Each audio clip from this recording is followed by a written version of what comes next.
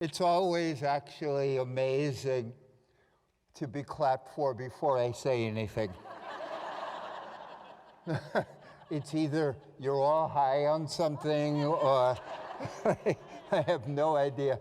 But, you know, when I was standing there and watching what came before me, my strongest experience was like a sense of like both wonder and thankfulness that I'm still invited places.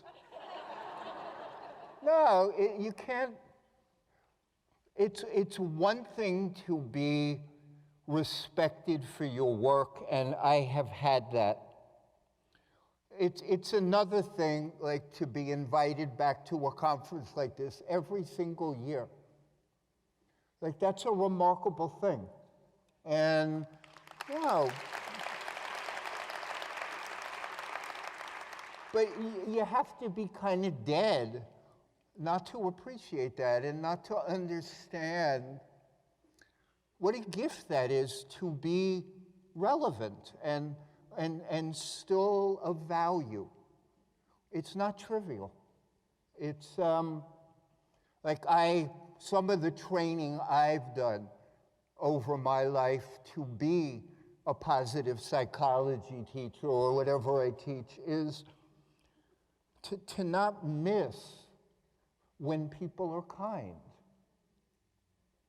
You know, just to try not to miss it, to develop some skill, to notice when people are good, kind, patient, whatever, and also to say thank you. You know, that very little simple thank you, in part because I have spent my career teaching forgiveness, which is all about when people are crappy. So I've listened to 10 million people, give or take, tell me how crappy people are. They lie, they cheat, they steal, they do all of those things. It's like they cheat, they do everything. But they're also amazing. Amazing. Like one of the things that I started to teach myself when I couldn't forgive, well, you know, Fred, at least pay attention to the sunrise or the fact that you're married to someone who likes you or whatever, which I've learned is also not trivial, you know? It's like, but that I could do. Like I could say, okay, this is good. But it's the buffer, it's the antidote to how hard the world is and how difficult it is to be a human being and the amount of suffering we all go through. You know, I was walking around before. My preparation for talking is I just take a walk and see what bubbles up. I don't really have an agenda. I walk and then things come up and I go, okay, that sounds good.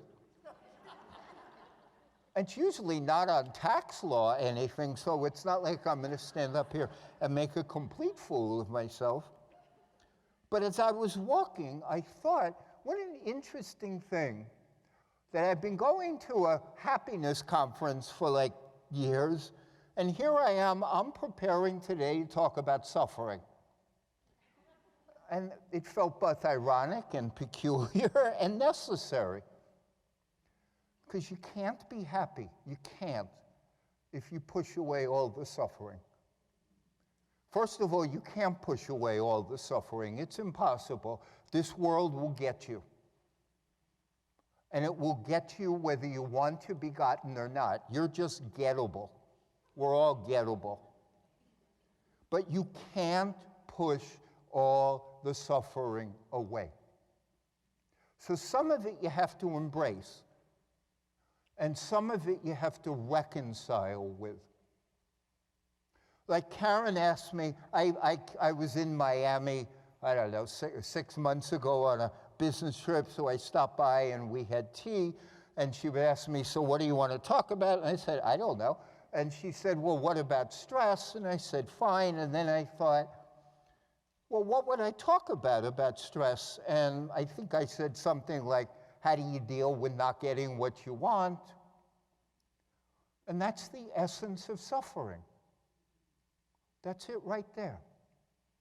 What do you do when you don't get what you want? And how do you have a big enough vision of life where you can know that you're not always going to get what you want? That's one of the guarantees. The Buddhists, the Buddha's Four Noble Truths, they're about suffering. Because dealing with the inevitable suffering of being a human being is the essence of managing stress. It's also the heart of what forgiveness is.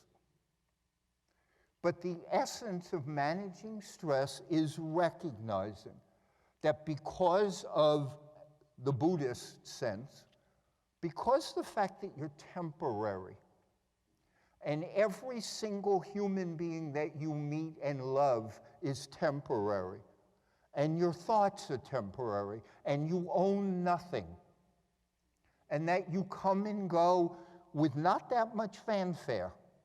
I think the research is, and I got this close, but I can't tell you exact, that the average person is seriously missed by about 6 people when they're gone. That's a pretty small footprint. You know? Like, think about that. That's a small footprint.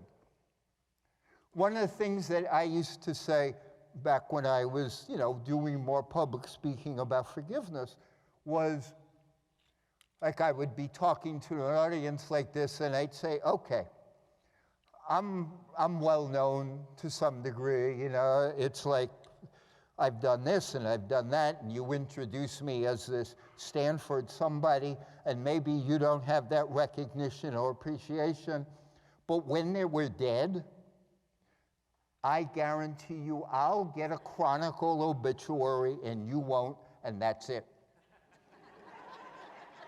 That's it. I'll have an obituary in the San Francisco Chronicle and maybe the New York Times, and you won't. Okay, so people will remember me for one more day. Maybe. And that's it. That's it. So within that profound truth, what do? You better figure out something, because otherwise you're just going to be pissed off and frustrated all the time because life doesn't give you always what you want. The Four Noble Truths, and this is my, I don't even know, ridiculous simplification of everything, which is actually what I have made my living on through my whole career, is simplifying abstract, difficult concepts into like bite-sized something. But the Four Noble Truths, the first one is life is suffering or has suffering. And the Buddhists refer to it as dissatisfaction. That there's an undercurrent of dissatisfaction in everything. Everything.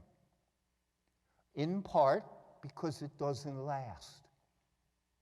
No matter what you have, no matter what good experience you have, no matter where you live, no matter how beautiful it is, no matter how happily married you are, no matter what, it will not last. That's a pretty profound suffering. So most of us deal with that with denial and avoidance or clinging. Well, if this won't last, I'll hold on like this so maybe they'll never go away, or it won't stop, or I'll eat myself sick because I love this chocolate sundae and I don't want it to stop, so I might as well have 2 of them. The Buddhists call that what? Clinging and aversion. I'm going to cling to what I want, and I'm going to push the hell out of what I don't want so I don't have to notice it. That's suffering. Endless suffering. In a world of change, in a world where you don't get what you want, we hold on or we push away. We hold on and we push away. But we don't live in it. We don't accept it. We're unwilling to be in life as it is. We don't want the fact.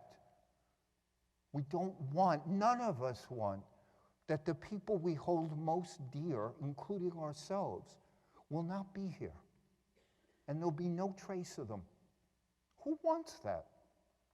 Who wants the fact that your thoughts are impermanent? That you have them and they go, you know? It's like, today you're thinking this, and tomorrow you're thinking that, and tomorrow you want this, and tomorrow you want that, and 10 years from now you want something different, but they all go. Who wants that? And who wants the fact, again, that this body will go? It's impermanent, it changes. Those are really tough things. And again, the Buddhist, Reader's Digest kind of diagnosis is that's going to cause suffering. And the more you cling and the more you push away, the more suffering there is.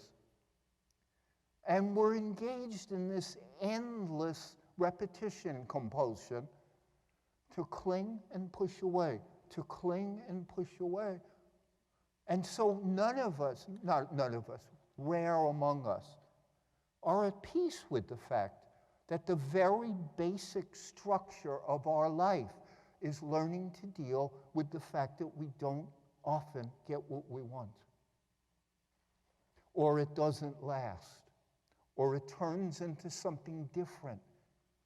You know, you have children, and they start tiny. And then they end up as adults, and they don't call you. You know what I mean? It's like, this is life. It all changes.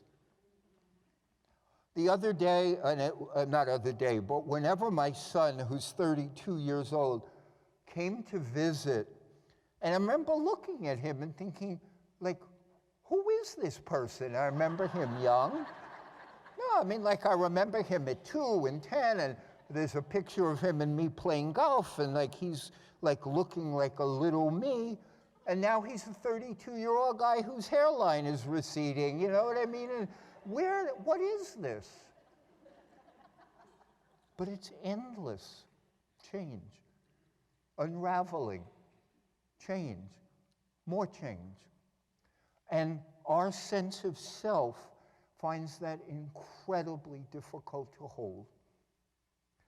So the Four Noble Truths are at some level, you're going to have a lot of difficulty. And you're going to double down on your attachment and clinging and aversion because that's what you do. That's what I do. You're going to double down on it. You're going to hold tight. We're going to resist. But there's a way out. I mean, that's the Four Noble Truths. Like, there's a way out. And that has to do with some degree of relinquishing these clingings. You know, not holding on so tight. Just not holding on so tight. You know, I have a good number of Buddhist friends without me being an actual Buddhist. So you're probably getting my entire knowledge of Buddhism in 10 minutes. Maybe I could go 15, but not much more than that. Like the way they talk about old age, sickness, and death as being the heralds of truth. This is what it is, folks. Old age, sickness, and death comes to everybody. It's there. Pay attention. Pay attention. So that you can open without as much clinging and without as much aversion to your life. You know, because old age, sickness, and death, those are just the biggies, you know, the major forces that come to remind us that it's all passing. You know, they recommend a lot of meditation, so you watch your thoughts pass. You just watch them after a lot of practice. Because when you start meditating, all you do is get lost in your thoughts. But after a lot of practice, it's like, oh, there's that thought again. Bye. I mean, that's if you're having a good day. If you're not having a good day, it's, oh, there's that thought again. Screw you, I never liked you. And then you go on thinking about all the 500,000 other things you don't like, and then your mind is a mess. Old age, sickness, and death are coming. So the fourth of the Four Noble Truths is that there's a way out.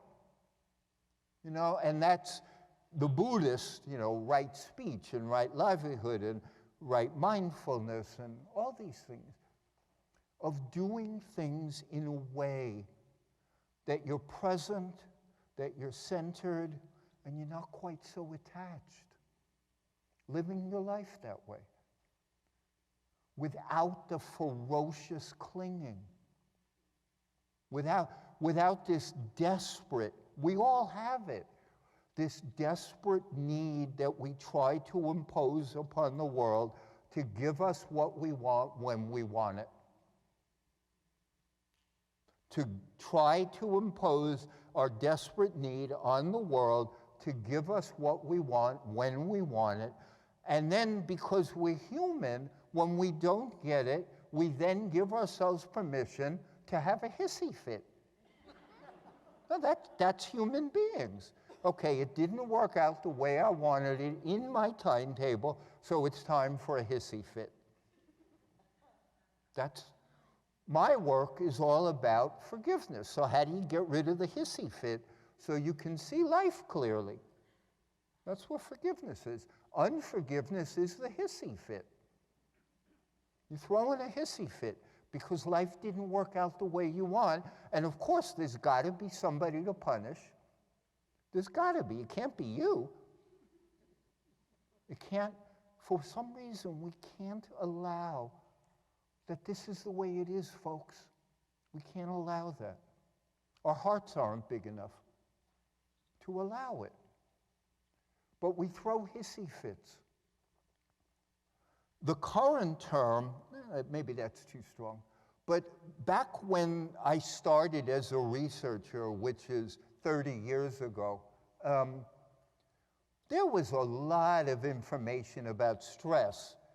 But one of the things that I saw was there was no psychological medical literature about stress until the 1950s. It didn't exist. Like, this was unknown to people. Are you stressed? What? Like, stress, what does that mean? So in 75 years, we have taken that esoteric concept and turned it into our normal vocabulary. I'm so stressed. I'm so stressed. How are you? I'm stressed. It substitutes for so much nuance and so much mindfulness. Stress is let me be careful here, it's not a fake concept, it's real. Your body experiences stress, your mind experiences stress. But as a long-term descriptor, it's not an accurate description of your life. You may be unhappy. You may be frightened. You may be clinging. Your back may hurt. All these things are a much closer approximation to what's going on. And part of the incredible necessity we all have for mindfulness is to teach ourselves to pay attention to what's going on. Usually when we say stressed, we just shut down what's actually going on. I'm stressed. Okay, so that's normal. But the paying attention piece, well, what does stressed mean? What are you experiencing? Is it chronic? Is this your habit? Like, are you stressed in the same way? One of the reasons that people give up meditating, and at least half of people who start meditating quit. That's not good news for the meditation business, it just happens to be true. You know why they quit? I mean, there's multiple reasons. The biggest one is they meet themselves. That's why we quit. We see us. We see this maniac. We see this person who thinks the same thoughts all the time.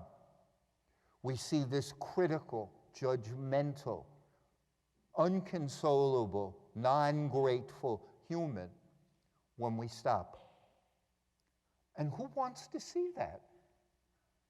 So we don't give the meditation a chance to give us a little distance or a little quiet. But if we persevere a little bit, it quiets a little bit. And then you get moments where you go, oh, there's just me overreacting again. Or there's just me, I mean, I've been meditating for almost over 40 years. I'm going to say half the time, it's like just a habit where I sit down, I do the same thing, I get up, I experience very little. There are other times where I'm actually really present. And I see my patterns right there. And you can watch them. And you get to see, wow, that's quite a pattern. If you had a brain, you'd find a better pattern. Or look at how much negativity you have. You'd act as if you were like one of the world's most put upon human beings, instead of one of the most privileged people that has ever been on this planet. But in order to take the medicine of meditation and quieting, you have to endure you. And that's not easy. One of the reasons we have such a hard time enduring us is because of these addictive attachments. What you see when you look is all the ways that you're not okay because the world didn't give you what you wanted when you wanted it. That's what you see. And you see your well-rehearsed arguments as to why you should have gotten what you wanted when you wanted it. And people can spend their whole lifetimes doing that. I've met 50-year-olds who were still arguing with their mothers. I mean, think about that. What a crazy thing. I've met people arguing in their mind with dead mothers. Strange, right? Mom's dead. Let her go, you know? She had to endure your muttering while she was alive. Stop. But that's all of us. It's not me or you, it's us. One of the smartest things that I ever heard about happiness was Albert Schweitzer's definition of happiness is wanting what you have, which means that he was either a deep Buddhist or wisdom is one. But his happiness was wanting what you have, which is the exact same of being without too much attachment. Wanting what you have, which for my purposes means that happiness can only be right now. Because the only moment that you can want what you have is right this second. And you're either okay, relatively speaking, with what's going on, or you're not. And when you want what you have, what that says is, as my life is opening, I don't have so many cravings for something else, or so much aversion for parts of my life unfolding maybe not exactly the way I wanted, that I don't have to reject my life. I'm okay with what's unfolding. And that's literally the only time you can be happy, because it's now. And you've stopped arguing and fighting for more, or fighting for less, or fighting for different. What I added to that, I don't know, 20 years ago when we did a research project was happiness is wanting what you have, and stress is wanting anything else. And that's how it came full circle to me. Happiness is wanting what you have, and stress is what we experience when we want anything else. Now, that doesn't mean that stress is always bad. It doesn't. Life has stress. You have to want dinner if you haven't eaten. I mean, if you've just eaten 3 times, you don't need dinner. But happiness is wanting what you have, and stress is wanting anything else. So when you realize what you're doing to yourself with all the endless desires that you have, endless, and you're trained in a consumer culture to live for your desires, live for them, and cheer them on. Yeah, I love the Caribbean, and I love this hotel, and this is the best, and that's not so good, so I only want the best. You're creating suffering. Now, there's nothing wrong with going to the best and saying, this is the best. You create suffering when you're not willing to have what you don't consider the best. That's where the suffering comes in. Happiness is wanting what you have. Stress is the rest. You need some stress. You need to move. You need to grow. You need to help. You need to do all this.